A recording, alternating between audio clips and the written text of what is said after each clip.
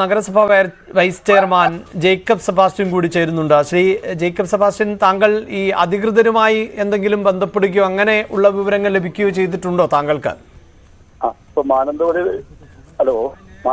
നഗരസഭ ജനങ്ങളുടെ വീടുകളിൽ തന്നെ പാർക്കാൻ വേണ്ടി പുറത്തിറങ്ങുന്ന പറഞ്ഞുകൊണ്ട് അനൗൺസ്മെന്റ് നടത്തിക്കൊണ്ടിരിക്കുകയാണ്.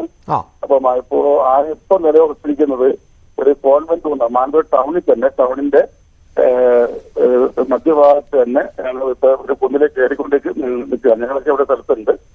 ഇപ്പോ ആരൊക്കെ ഇപ്പൊ സത്യം പറഞ്ഞാൽ അടുത്ത് വനം പ്രദേശങ്ങളൊന്നും ഇല്ലാത്തത് കൊണ്ട് വലിയ പ്രതിസന്ധികളായിരിക്കുന്നത്. അതായത് വനപ്രദേശത്തിലേക്ക് നല്ല ദൂരമുണ്ടല്ലേ? വനപ്രദേശത്തേക്ക് നല്ല ദൂരമുണ്ട്. 4-5 കിലോമീറ്റർ കഴിഞ്ഞാൽ മാത്രമേ ഇനി വനമുള്ളൂ. ഇതെല്ലാം ഈ പട്ടണ പ്രദേശത്താണ് ഇപ്പോൾ. എല്ലായിടത്തും വീടുകളും മാനന്തവാടി ടൗണിൽ തന്നെയാണ് നിലനിർത്തിയിരിക്കുന്നത്. അവിടുത്തെ ഒരു കാലാവസ്ഥ ഇപ്പോൾ എങ്ങനെയാണ്? ചൂടുള്ള കാലാവസ്ഥയാണോ പൊതുവെ?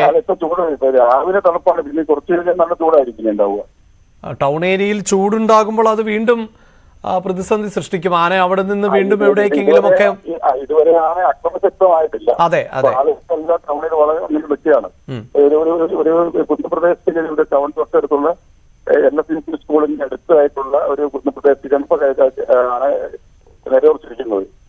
അത് ഈ പുറത്തു നിന്ന്, അതായത് ഇപ്പോൾ താങ്കൾ മാനന്തവാടിയിലുള്ള ആളുകൾക്ക് വളരെ പെട്ടെന്ന് ഇതൊക്കെ മനസ്സിലാക്കാം. ഈ പുറത്തു നിന്നുള്ള ആളുകളൊക്കെ യാത്ര ചെയ്ത് പോകുന്ന റൂട്ടിലോ പരിസര പ്രദേശത്തോ ആണോ ഇപ്പോൾ ഉള്ളത് ഈ ആന? അതെ അതെ അതെ അതെ, അതിന്റെ നിയറസ്റ്റ് ആയിട്ട് തന്നെ അടുത്ത് കഴിഞ്ഞാണ് ഉള്ളത്. ടൗണിലിപ്പോ 144 പ്രത്യേകത്തിലുണ്ട്. വിദ്യാലയങ്ങൾക്ക് അവധി കൊടുത്തിട്ടുണ്ട്. എന്നാൽ എന്നിരുന്നാലും ആളുകളൊന്നും അറിയാതെ ധാരാളം ആളുകൾ ടൗണിൽ വന്ന് പെട്ടിട്ടുണ്ട്. അതൊരു പ്രതിസന്ധിയാകും. അതൊരു പ്രതിസന്ധിയാണ്. ഇനി ആന കോളർ ഐ ഡി കിട്ടിയ ആനയാണ്. ഇതിന് മുമ്പ് ഒരു പ്രശ്നക്കാരനായിരിക്കണം. പക്ഷെ ഇതുവരെ ഇവിടെ പ്രശ്നമൊന്നും ഉണ്ടാക്കിയിട്ടില്ല. ഈ കുറച്ചു സമയം കഴിഞ്ഞാൽ കൂടുതൽ ആളുകൾ എത്തുകയും ഒക്കെ ചെയ്യുമ്പോൾ ഇതിപ്പോൾ ശാന്തമായ ഒരു അന്തരീക്ഷത്തിലൂടെ ആയിരുന്നു ആന സഞ്ചരിച്ചത് എന്ന് വേണം മനസ്സിലാക്കാൻ. അത് മാറിയാൽ ആന വെപ്രാളപ്പെടുവാനോ അല്ലെങ്കിൽ ആക്രമണ സ്വഭാവമൊക്കെ കാണിക്കാനും സാധ്യതയുണ്ടല്ലേ? സാധ്യതയുള്ള ആനയാണ്. അതാണ് അതിന്റെ അതിൽ നിന്ന് മനസ്സിലാക്കാൻ സാധിക്കുന്നത്. കേട്ടില്ല, ഒന്നുകൂടി പറയാമോ? ജീപ്പിൽ അനൗൺസ്മെന്റ് നടത്തിയ ആളുകളുടെ മാനന്തവാടി ടൗണിൽ വരാതിരിക്കാനും കൈകൂടാനുള്ള മുന്നറിയിപ്പ് കൊടുത്തുകൊണ്ടിരിക്കുകയാണ്. റൈറ്റ്. എന്തായാലും നഗരസഭ ഇപ്പോൾ അല്പസമയം മുമ്പ് മന്ത്രി തന്നെ ഈ വിഷയത്തിൽ പ്രതികരിച്ചു. അദ്ദേഹം പറഞ്ഞത് മയക്കുവെടി വെക്കേണ്ടി വന്നാൽ വെക്കാനുള്ള നടപടിക്രമങ്ങളുമായി മുന്നോട്ട് പോകുന്നു എന്നാണ്. താങ്കളുടെ ഒരു നിരീക്ഷണത്തിൽ അല്ലാതെ ഇതിനെ കാട് കയറ്റുക പ്രയാസകരമായിരിക്കും അല്ലേ? അല്ല, കാട് കയറ്റുന്ന പ്രയാസകരമായിരിക്കും. കാരണം ഇപ്പൊ അടുത്ത് വനമില്ല. നമ്മൾ ഏതെങ്കിലും ഭാഗത്ത് കോൺസെൻട്രേറ്റ് ചെയ്തുകൊണ്ട് ഓടിക്കാൻ നില മുഴുവൻ ജനവാസ കേന്ദ്രമാണ്. മയക്കുവെടി പിടിക്കുക എന്നുള്ളതായിരിക്കും ഏറ്റവും നല്ലൊരു തീരുമാനമാണ് ഞങ്ങളുടെ മുനിസിപ്പാലിറ്റി അഭിപ്രായം. അതായത് ഇപ്പോൾ ഈ ആനയെ തിരിച്ച് നടത്തിക്കണമെങ്കിൽ ആ പാതയെല്ലാം ജനവാസ കേന്ദ്രങ്ങളാണല്ലേ? ജനവാസ കേന്ദ്രമാണ്. റൈറ്റ്.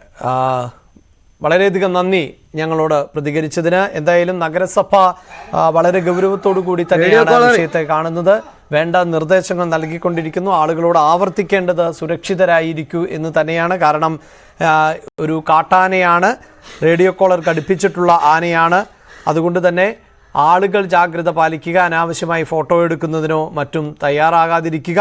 എവിടെയെങ്കിലും നിലയുറപ്പിച്ചിട്ടുണ്ട് ആനയെങ്കിൽ അവിടെ നിന്ന് അതിനെ നീക്കാനും മറ്റുമുള്ള ശ്രമങ്ങളൊക്കെ ആളുകളുടെ ഭാഗത്തു നിന്നുണ്ടാകും.